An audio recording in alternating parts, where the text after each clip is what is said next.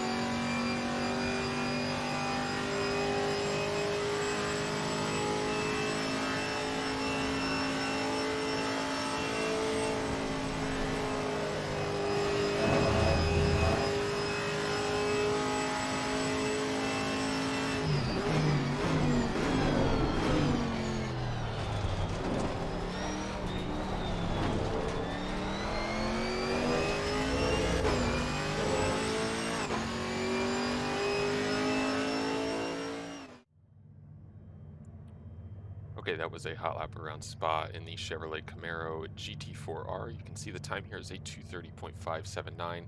We'll go ahead and pull up the timetable so you can see the sector times if you want to compare to them. This was my second day of running the car, so I did start on kind of a work in progress setup. I had been working on the other day, and ultimately today just going through, trying a couple things, verifying a couple settings, making sure I was going in the direction I wanted, that kind of thing. Um, Ultimately, I'm super happy with this time, in all honesty. I did not think I was going to get into the 230s, especially after initially driving the aggressive preset. But ultimately found a lot of time, I think, in the setup and a couple things with the way to drive the car. So before we get into the setup, I do just want to say, if you watch that hot lap, you'll see how much I'm short shifting in this car. And by that, I mean just not running it all the way to the rev limiter.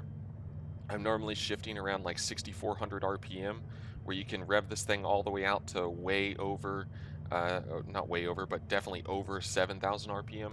I'm short shifting. And that's not very typical in most of the cars in ACC, but it is worth a bunch of time and kind of in some places that you wouldn't necessarily expect either. So if you are struggling for some time and you haven't tried that, watch that hot lap. It's not necessarily the perfect way to do it by any stretch of the imagination, but it is. It was worth a really big chunk of time for me. I think it got me from the 33s down into the 30, like low 32s on the aggressive preset, just messing with short shifting like that. So definitely look into that. Um, like I said, I did start with the aggressive preset, but this is ultimately what I wound up with. Tire pressures here, just trying to keep the fronts under 27 psi hot, not peaking over 27 psi hot or anything like that. Trying to keep them definitely under that range. On the rear, about half a pound lower, so 26.5 psi hot, kind of operating range I'm looking for. Ultimately, I found a really good balance on the car with the camber, in between about a degree difference front to rear to about uh, just over half a degree different. I think the aggressive preset started on 1.5 degrees difference front to rear, and is just way too aggressive. The car did not feel connected to me at all. Once I dropped it down to a degree difference, I noticed a huge improvement in the way the car felt to me. And then ultimately lowering it even more just made the front feel way more responsive. The rear was still uh, plenty capable, had grip, felt connected, but it just really improved the drivability, especially on the feel of the front of the car. Way less numb feeling by making that change, which is huge for me. I did not like this car whenever I initially drove it, and it did ultimately wind up feeling a lot better after spending some time in it the last few days, which is always nice. My electronic settings, traction control on one, ABS on one, not too much to talk about there. Brake pad compounds, front and rear is on 2. I did try 1 and 4. Ultimately, 2 is the one I like the most in the car, so if you don't want to test them, you want to just take my word for it, go with 2, but as always, there's to each their own on these kinds of things. It's kind of a preference and feel thing. Same with the brake bias, it's kind of a preference and feel thing, but this is ultimately the brake bias I liked was 52.4%. At least on a dry track, I wouldn't go any lower than that. I just started losing braking performance going lower, so but yeah, if you need to increase it, decrease it, whatever, that's a pretty personal setting. This anti-roll bar on the front, keeping it on 1, I tried it on 0 and on 2. 2 had too much understeer, and 0 wasn't really controlling the roll of the car enough, even with these wheel rates as stiff as they can go. I needed that little bit of security from the anti-roll bar. Also, speaking about the wheel rates, I tried all the settings and pretty much every combination I could as well. And ultimately, this is what I wound up on. The wheel rate on the front, stiffest setting. Um, I was getting a little bit of time through sector 2 in the corners with it on the middle setting, this 184 320, but ultimately through Eau Rouge for drivability and consistency, I was able to just carry more speed more often, lap after lap after lap, with the consistency of the way the car was, for me to drive it through that corner on the stiffest wheel rate, which is worth quite a bit for me. So, especially just because of how tricky that corner can be. So that is why it is as stiff as can go. and ultimately on the lowest setting, the front just kind of felt like it was falling all over itself. Um, for the rear of the car, it's a little bit of a different story. Not a huge difference between the wheel rates, in all honesty. Um, but ultimately, the stiffer I went, the more rotation I had out of the car in the high speed corners, to the point to where I was getting to um, actually just keep the throttle all the way down, or maybe just give the slightest bit of a lift, where on the softest setting I may have had to completely lift off the throttle for a second and then maybe reapply it and have to take a stab at it, make sure the car was rotated enough. um, Ultimately, that is nice, is makes the car a little bit more drivable, a little bit easier in my opinion, and a little bit more speed out of it as well. So uh, let's see. The other thing I was going to talk about on here is the preload for the differential. So this is the setting I found. This is the fastest setting I found. Not to say it is the perfect setting, but for me, I was getting the most speed with next to no preload in the diff.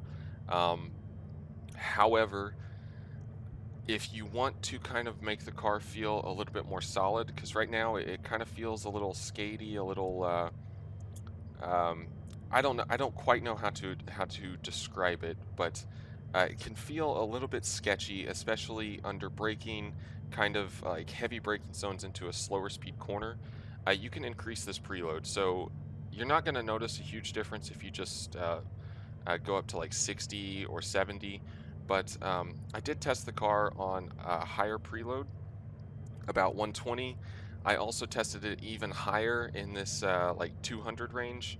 I would say if you want to kind of keep the car, make it feel just a little bit more, um, like I said, solid. I don't really know the best way to describe it, but it just feels a little bit more connected, a little more solid.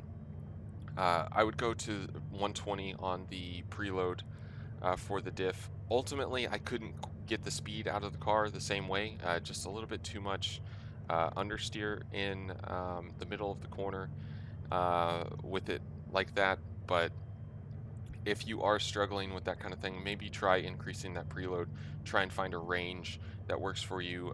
It will tighten the car up on initial turn in the middle of the corner, and it should increase oversteer on corner exit. But I was running the preload way higher, like up near 250, and really I didn't have to worry about oversteer on corner exit any more than I did with it on 30. So it seems like all you're really doing is increasing the tightness or the stability of the car on initial turn in and the middle of the corner by increasing it.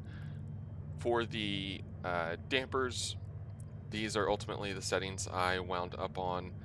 Not a whole lot to talk about here, other than also if you want to increase the stability on the initial turn in, you can try increasing this rebound a little bit. I wouldn't go crazy on it, as you're going to sacrifice a little bit of turn in and rotation into. It's really noticeable in the high speed corners by running a rebound. It's kind of odd to run it completely at zero, but ultimately it was a speed thing and balance thing too. I think the rebound was a lot higher to start with, and it just felt like I could never quite get the nose into the corner the way I wanted. For the aero side of things, um, I reduced the rear wing all the way.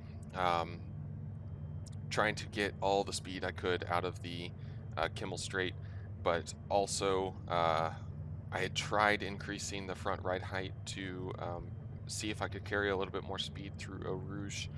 Uh, Ultimately, it didn't really help Eau Rouge too much, and just kind of slowed the car down everywhere else. So these ride heights, the car's pretty easy to get through Eau Rouge, at least for me.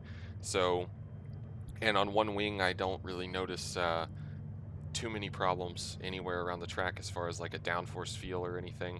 So happy with it, in all honesty. The brake ducts as well, just running a little bit more closed up at the front than the rear. Not a whole lot of rear brake cooling, but also just trying to manage the tire temperatures and keep them nice and balanced front to rear. Pretty similar tire temperature with this setup right now. front to rear, so it should theoretically at least mean a good balance of grip from the front tires and the rear tires, and a nice balanced car because of that, hopefully. So, anyways, that's the setup. I didn't like this car whenever I first drove it.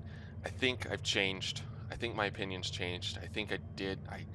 I really did enjoy driving it. It was a little bit frustrating and kind of weird to set up, um, but I guess it grew on me a little bit. So enjoy driving the Camaro. I hope if you guys give this setup a try, you enjoy driving it as well, and can throw down some nice quick lap times and actually be able to enjoy driving the car. As always, I want to say thank you so much for watching. If you do like the video, give it a like and subscribe. As always, if you want to see more of this stuff, all that standard YouTube crap. But yeah, thank you so much, everyone, for all the support. And until next time, bye bye.